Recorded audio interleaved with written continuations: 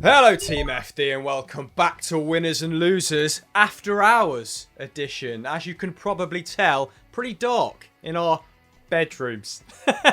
Absolute nerds. Because we're filming this after watching Bournemouth humble Leicester 4-1 Sunday afternoon in order to get the Manchester City news out to you extra early tomorrow, getting some of the show done today. So I just wanted to explain that before we get started. This is, of course, the show where we visit the highs and the lows of the football weekend just past, specifically Premier League now. If you want European football, go and check out ERU in an hour's time over on EFD. Joining me to pick up my spirits after what's been a pretty challenging weekend, it's the one and only DJ Elab. How are you, sir? I would love to be able to pick up your spirits, mate, but mine aren't too high either, as I also watched Chelsea lose 3-0 to Sheffield United in a very disappointing Saturday. So I'm sure we'll get onto that later on, but I don't think I can help on that front, mate. No winners this weekend out of me and you. I also disconnected from the football social at half-time, left Danny Murphy high and dry. Not a good day, full stop. But you've been on TV, mate. You've been here, there and everywhere. I was. Daily's all over the place at the moment. Yeah, I was on TV in the Sky Watch along with Adam Smith, Alan Hutton and Emmanuel Frimpong, who's in Ghana as well. What a lineup. Yeah, it's a crazy lineup. A lineup. It's good fun. Well, today we were watching the North London derby, weren't we, amongst other games. That was the key fixture, the 166th North London derby to be specific. And at Mourinho Masterclass has submitted Tottenham as our first winners. Let's just get through this. A Mourinho Masterclass or what, Zach? Yes, well, Jose Mourinho enjoyed a very much needed victory in his first North London derby after a weekend that saw all of his Europa League rivals pick up points. Now, Tottenham Hotspur came from behind to win 2-1 against Arsenal at home, with Alderweireld heading home late in the game, the winner that was, after Heung-min Son quickly cancelled out a Lacazette first half strike. And oh my days, it was a goal. One of the best this season for someone who hasn't necessarily had the best of seasons, scored a beauty in this game. And it was a much improved performance from Mourinho's side, who had failed to register a single shot on target earlier this week against Bournemouth in a very dull game. I mean, if you missed it, good, because you didn't miss out on much. But this time around, they managed 9 on target, with Emiliano Martinez in the Arsenal goal being called into action 4 times more than his counterpart Hugo Lloris. And Harry Kane, yet again, missed out on the chance to score his 200th goal for the club. Not through lack of trying though, as he did have 5 shots with 4 on target. To be fair to Spurs though, going behind hasn't affected their mentality this season. They've rescued 38 points when losing at half-time, more than any other side in the league, so not a bad stat at all. And Mourinho's game plan was visible from the off, going back to his defensive roots and allowing the other team possession, working them on the counter. Now, subsequently, Arsenal dominated the ball with 63% of it, while Tottenham made 5 blocks for the visiting side's 3 and completed almost double the amount of tackles and interceptions, often resorting to having to go long to relieve pressure. The Gunners, though, they may have looked good on the ball, but they were once again a mess defensively, making mistakes all over the place, much to the annoyance of Mikel Arteta. We will keep trying and trying to improve and coach them and get that out of their head as much as possible. But it happened today, and when it happens in big games, normally the margin is not that big to win games. Can I just say, when it cut to Mikel Arteta on the sidelines, I occasionally thought it was like Pro Evo or FIFA. The man is so well preened. He looks too perfect. He's got a Lego head, mate. His hair is like Lego. It looked like a 3D graphic throughout all of it. But yeah, not best pleased, is he? And why would you be when your record on the road against the top 6 is as hounding as Arsenal's? That's now 27 times they've failed to beat elite opposition in the Premier League away from home. And it looked like they might be arresting that terrible form against their fellow Champions League contenders after, I think it was 13 minutes when Lacazette wrapped one away, like you said, an absolute stunner. His first goal in 10 starts. His last 3 goals have actually come in cameo appearances off the bench. So, I mean, I'm sure he'll be pretty happy regardless of the result. Important to get that, wasn't it? That sloppy pass then from Kolasinac. He let Son in before Alderweireld. Obviously, bit of a mismatch with Kieran Tierney from that corner, stealing the points late on in the game. So a lot of lacklustre performances in this Arsenal side, but Nicolas Pepe took the brunt of it on social media, didn't he? And he was hauled off after about 70 minutes. The Chile, as Aubameyang calls him, Saka coming on shortly after the 70-minute mark, and Pepe lost the ball 5 times, which is a match high in that time. So extremely wasteful. Of course, his role, is to progress the ball, so he's going to lose the ball more often than other players on the pitch, but extremely wasteful. Not very effective in the slightest, was it? Now, Arsenal's defence has generally been better under Mikel Arteta, but they've now lost 15 points from winning positions since the Spaniard arrived, so still struggling to exact his game plan over 90 minutes. The fitness is probably there. It's maybe more of a personnel issue. Some individual errors have cost them big time in recent weeks as well. But Mourinho will be absolutely ecstatic, like you said, with his attack once again unpicking defences, because they've been struggling on that end, and Son's actually been struggling since the restart. Hadn't scored in 5 games prior to this. Actually had 6 in 5 before the lockdown. So a slow start for him, but he's back to his best. Very busy throughout. Very willing presser like he normally is, and took his goal really, really well. Son and Kane managed 6 shots between them on target. Harry Kane absolutely furious that Son didn't square it at one point. It's the angriest I've seen Harry Kane on the football pitch. I don't know how you can be angry at Son. Yeah, sure. Good from you. Got that in there. Nice. Unrehearsed that was. But the star man was probably Lucas Moura. The Brazilian completed 3 dribbles, 2 key passes, and even managed 10 tackles with a success rate of 83%.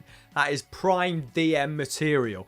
But he only had 3 touches in the opposition's box, and 2 of his 3 shots were from outside the box. So pretty emblematic of a busy but slightly impotent performance.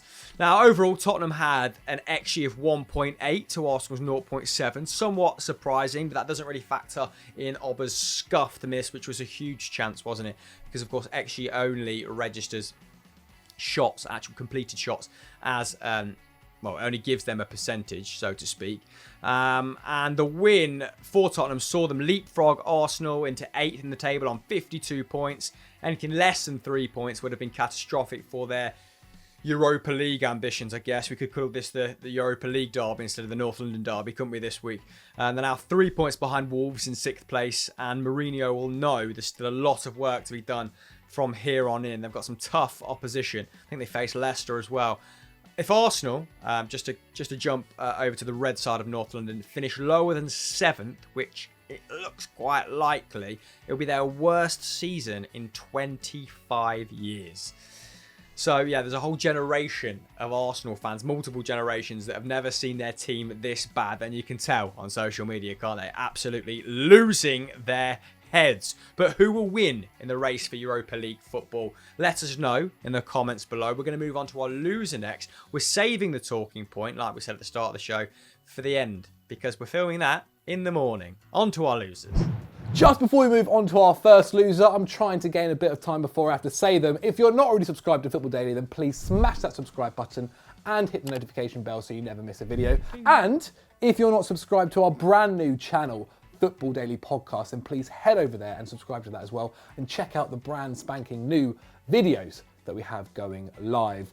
Now, our loser is none other than Chelsea, and it comes from @ZXWL Blues. And it's because our inconsistent form since the restart continued, as Chelsea were beat 3-0 by Sheffield United at Bramall Lane. Goals coming from Goldrick, who got 2 and hadn't scored before he played us in the Premier League, and Mick Burney.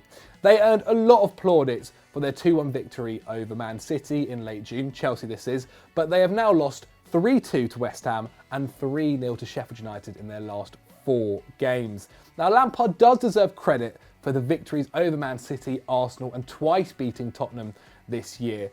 But there are questions over his defence and his team's ability to break down a low block. They have now conceded 49 Premier League goals, the most in the top 10, and only 5 fewer, I should say, than 17th placed Watford. Makes for grim reading that.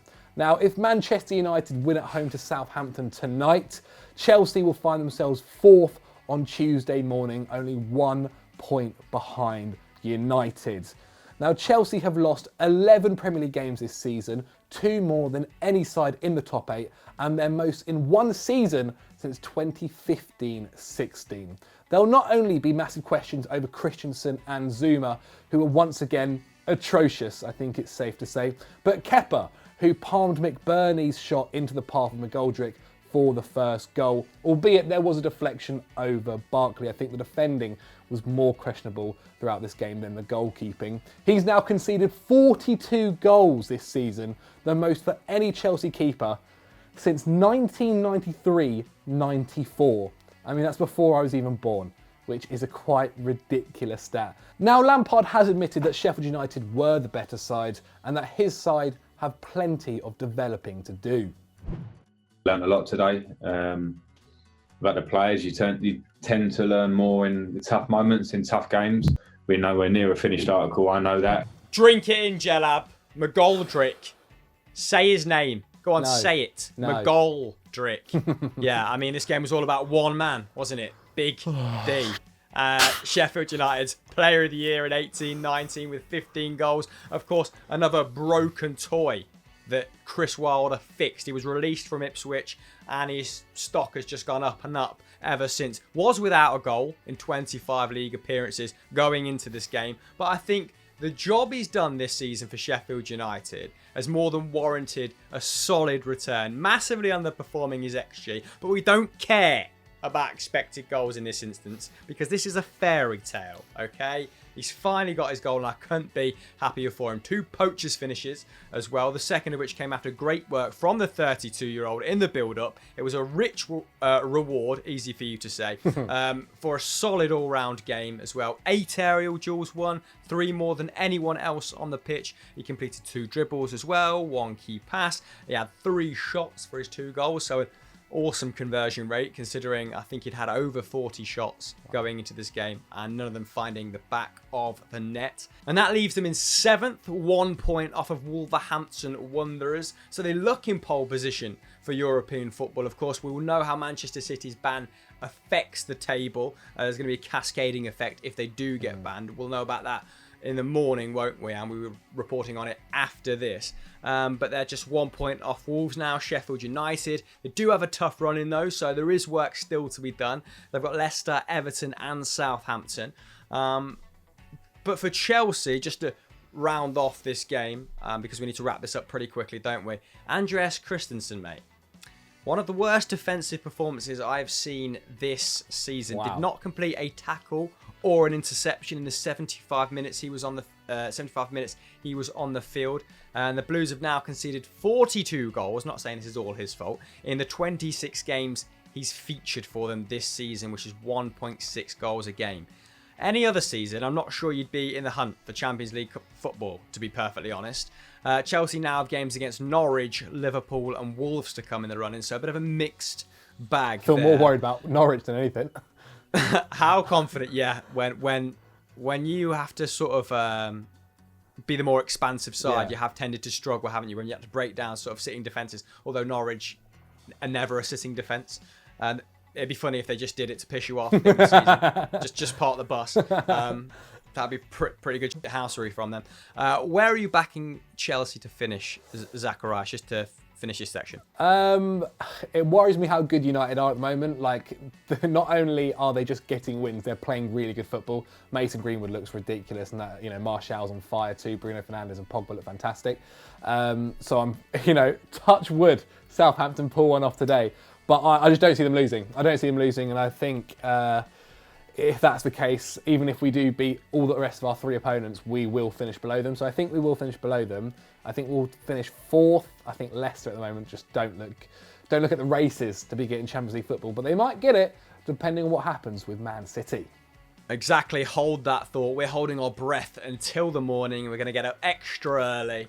Of course, the CAS ruling is tomorrow, isn't it? So, until then, Zach, are you going to get up early and finish your show with me, or are you passing the baton on? I'll probably get up. I mean, there's my bed there. I'll just get in that, I guess, in 10 minutes' Just time. in your clothes? Yeah, in my clothes. And then just step out.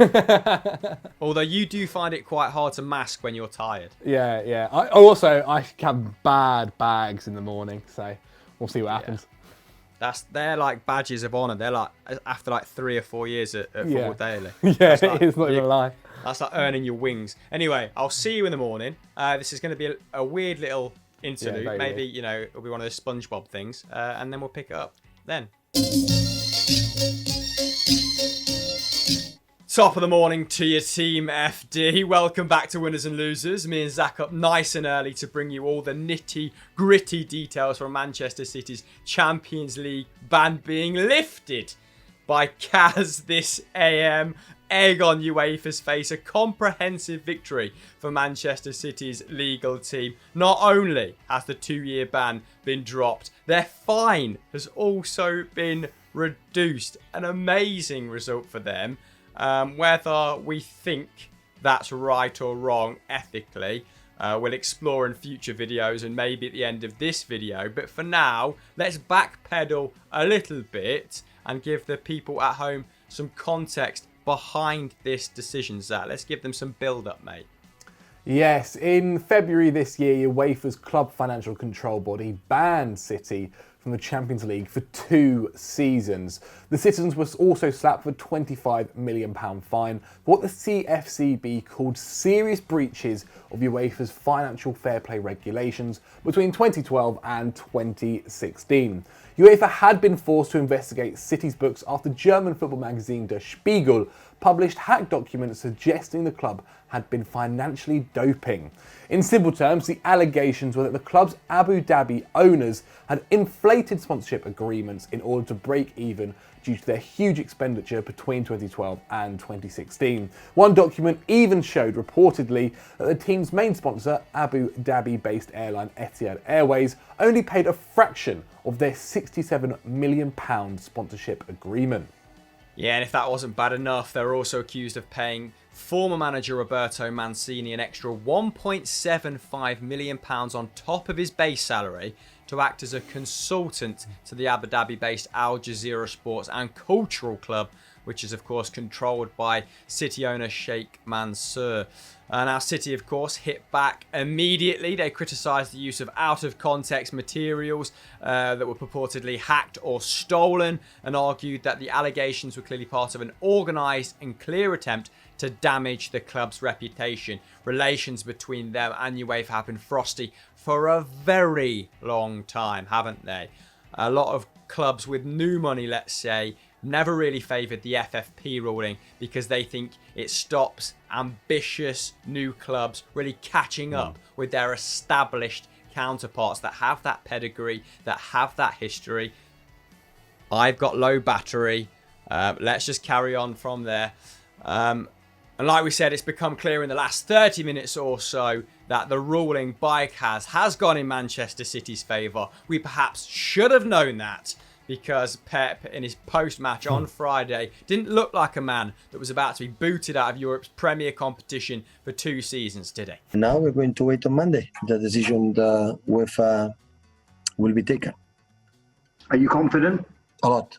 So some of you at home may be asking, what does this mean for the future? Well, don't worry, we've got you covered, as Pep Guardiola has already said that he will stay for the remainder of his contract, which expires in 2021, to the end of next season. However, they may be able to convince him to stay longer now the ban has been lifted. It also clears up the future of superstars like Kevin De Bruyne, Raheem Sterling and Sergio Aguero, some of who said they'd reassess their positions if the ban was upheld.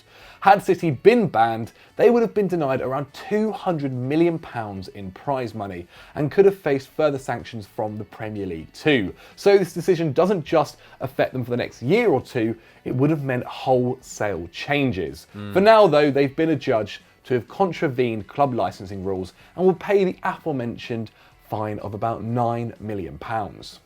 Yeah, they've effectively got away with a slap on the wrist, haven't they? And now this case isn't just about Manchester City. It's also about UEFA and their financial fair play ideal that they brought about, you know, to level the playing field in football, to make football more sustainable. And now Manchester City have made a mockery of it today. Of course, other clubs getting off with it in the past, PSG, AC Milan.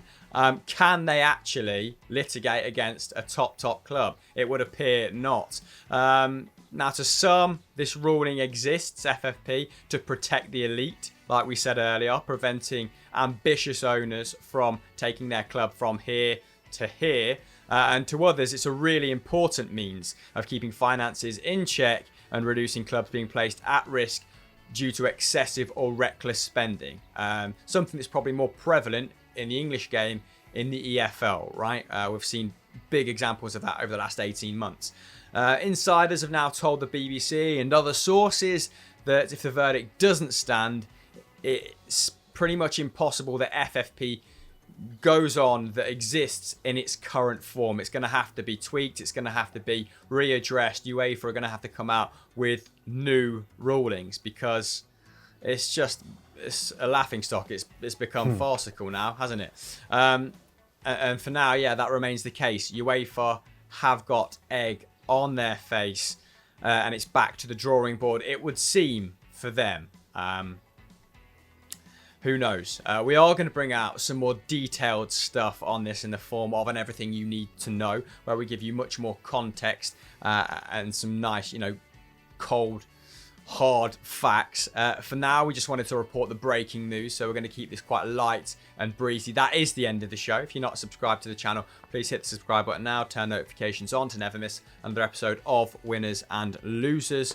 Zach, anything to say before we go? Are you disappointed? Did you expect it? I'd say I'm disappointed but not surprised. If you guys at home haven't done a bit of research into the PSG stuff, that kind of would have shown you that this was kind of coming. It also means that the game tonight, Manchester United versus Southampton, is massive, and that teams like Chelsea and Leicester cannot slip up if they want to get Champions League football for next season now. So come on, Danny Ings.